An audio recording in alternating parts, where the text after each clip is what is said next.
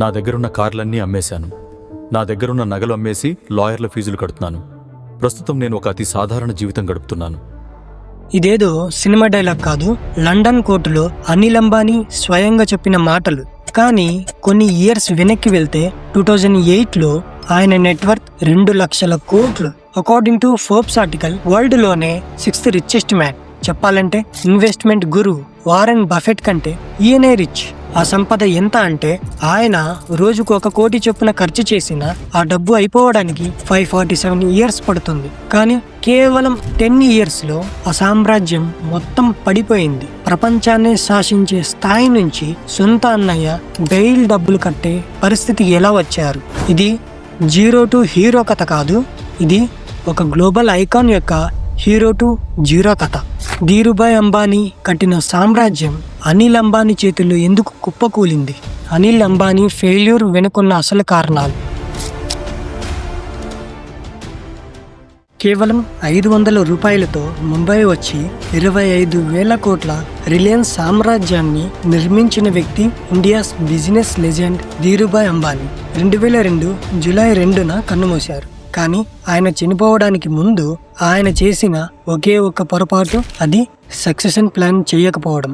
తన వారసుడు ఎవరనేది రాసి పెట్టలేదు. అప్పుడే మొదలైంది భారతదేశంలోని అతిపెద్ద corporate family war, Mukesh Ambani versus Anil Ambani. నిజానికి వీరి మధ్య విభేదాలు ముందు నుంచే ఉన్నాయి. కానీ తండ్రి ఉన్నంత కాలం బయటకు రాని గొడవలు ఆయన పోయాక రోడ్డు మీదకు వచ్చాయి. చివరికి తల్లి కోకిలాబేన్ ఇన్వాల్వ్మెంట్తో రిలయన్స్ గ్రూప్ 2 ముక్కలైంది. ఆస్తి పంపకాల్లో ఎవరికి ఏ బిజినెస్ వచ్చింది అంటే ముఖేష్ అంబానీకి oil refining, petrochemicals, oil and gas industries. వీటిని రిలయన్స్ ఇండస్ట్రీస్ అంటారు. ఇవి మ్యూచువర్ అండ్ క్యాష్ ఫ్లో అయ్యే బిజినెసెస్. ఇటు అనిల్ అంబానీకి Reliance communication, Reliance power, Reliance capital. వీటిని అనిల్ ధీరుభాయ్ అంబానీ గ్రూప్ అని అంటారు. ఇవి future potential and high risk ఉన్నవి. ముఖేష్ అంబానీకి డబ్బులు ఇచ్చే కంపెనీలు వస్తే అనిల్ అంబానీకి హై క్యాపిటల్ అవసరమైన కంపెనీలు వచ్చాయి. ముఖేష్ అంబానీ పాత స్టైల్ బిజినెస్ నడిపితే అనిల్ అంబానీ నేనే ఫ్యూచర్ స్టార్ అని భావించాడు. అప్పటి వరకు ముఖేష్ అంబానీ కంట్రోల్లో ఉన్న అనిల్కు విడిపోయాక ఫుల్ ఫ్రీడమ్ వచ్చింది.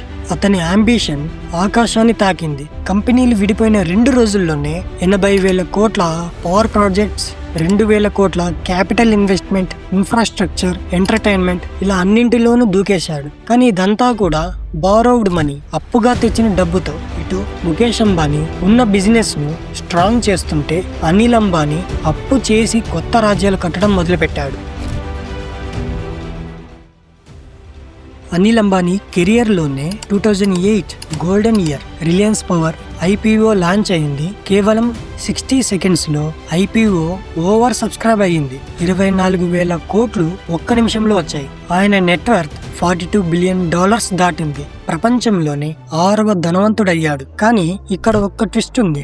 వాల్యుయేషన్ అంటే క్యాష్ కాదు. మార్కెట్ పెరిగినప్పుడు సంపద పెరిగినట్టు కనిపిస్తుంది. కానీ బిజినెస్ లో లాభాలు రాకపోతే ఆ సంపద పేక మెడలో కూలిపోతుంది. సింపుల్ గా చెప్పాలంటే మన దగ్గర 10 కోట్ల విలువ చేసే భూమి ఉండొచ్చు, కానీ దాన్ని అమ్మితే తప్ప జేబులోకి రూపాయి రాదు. అనిల్ అంబానీ దగ్గర 1,000 కోట్ల విలువైన షేర్స్ ఉన్నాయి, కానీ ఆ కంపెనీలు రూపాయి లాభం సంపాదించలేదు. లాభం లేని బిజినెస్ అనేది వాటర్ బబుల్ లాంటిది. అది ఎప్పుడో ఒకప్పుడు బర్స్ట్ అవ్వక తప్పదు. అనిల్ అంబానీకి అత్యధిక లాభాలు ఇచ్చే కంపెనీ రిలయన్స్ కమ్యూనికేషన్. కానీ ఆయన ఒక తప్పు చేశాడు. అది ఏంటంటే టెక్నాలజీ కోసం CDMAని సెలెక్ట్ చేసుకున్నాడు. కానీ అది కాల్స్ మాట్లాడడానికి బాగుంది, కానీ ఇంటర్నెట్ కు పనికిరాదు. And at the same point of time Airtel, Vodafone లాంటి కంపెనీలు GSM లోకి మారాయి. 2008 తర్వాత ఇండియాలో ఇంటర్నెట్ రెవల్యూషన్ వచ్చింది. కానీ రిలయన్స్ కమ్యూనికేషన్ టెక్నాలజీ ఇంటర్నెట్ కు అడాప్టబిలిటీ కాలేకపోయింది. ఇన్ రిజల్ట్ కస్టమర్స్ అందరూ ఎయిర్టెల్ కు షిఫ్ట్ అయ్యారు. మార్కెట్ షేర్ 17% నుంచి పాతాళానికి పడిపోయింది. అనిల్ అంబానీకి చెందిన రిలయన్స్ పవర్ కు గ్యాస్ కావాలి. అగ్రిమెంట్స్ ప్రకారం ఆ gas Mukesh Ambani company supply చేయాలి. ముఖేష్ గ్యాస్ ధరను డబుల్ చేశాడు. కేసు సుప్రీం కోర్టుకు వెళ్ళింది. ఫైనల్ తీర్పు ముఖేష్ అంబానీకి సపోర్టివ్ గా వర్డిక్ట్ వచ్చింది.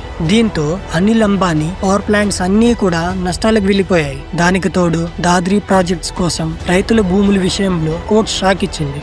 సో ప్రాజెక్ట్స్ అన్నీ కూడా ఆగిపోయాయి, అప్పులు మాత్రం మిగిలాయి. 2016లో ముఖేష్ అంబానీ తన మాస్టర్ స్ట్రోక్ ఇచ్చాడు. అదే Jio. Free calls, free data, అంతా ఫ్రీ. టెలికాం రంగంలో ఉన్న అతిరత మహారథులంతా వణికిపోయారు. ఇక్కడ మనం ఒక పాయింట్ నేర్చుకోవచ్చు. దీనిని ప్రిడేటరీ ప్రైజింగ్ అని అంటారు. చాలా మంది బిజినెస్ టైకోన్స్ ఈ స్ట్రాటజీని వాడి అపోనెంట్ ని ఓడించి బిజినెస్ లో ఎదిగారు. ఇలా ముఖేష్ అంబానీ ఒకప్పుడు తనే సృష్టించిన రిలయన్స్ కమ్యూనికేషన్ ను జియోతో పూర్తిగా ఖతం చేశాడు. 2019లో రిలయన్స్ కమ్యూనికేషన్ దివాలా తీసింది. నేడు అనిల్ అంబానీ మీద వేల కోట్ల లోన్ ఫ్రాడ్ కేసులు నడుస్తూ ఉన్నాయి. అనిల్ అంబానీ ఫినాన్షియల్ అటాప్సీ మనకి ఏం నేర్పిస్తుంది? డబ్బు ఉంటే సరిపోదు, దానిని మేనేజ్ చేసే డిసిప్లిన్ ఉండాలి, అంబిషన్ ఉండాలి, కానీ అది ఆకలి నుంచి రావాలి. ధీరుభాయ్ అంబానీకి ఉన్న ఆ ఆకలి అనిల్ అంబానీకి లేదు. అభిషేక్ బచ్చన్, అర్జున్ టెండూల్కర్, అనిల్ అంబానీ వీరి కథలు చెప్పేది ఒకటే: వారసత్వం మీకు పునాదిని ఇస్తుంది, కానీ బిల్డింగ్ కట్టాల్సింది మీ టాలెంట్ మాత్రమే. మనం మిడిల్ క్లాస్ లో పుట్టడం శాపం కాదు, అది మన ఆకలి. అదే మనల్ని సక్సెస్ వైపు నడిపిస్తుంది. దీనిపై మీ ఒపీనియన్ ఏంటి? కామెంట్ చేయండి. For more information please subscribe to our channel.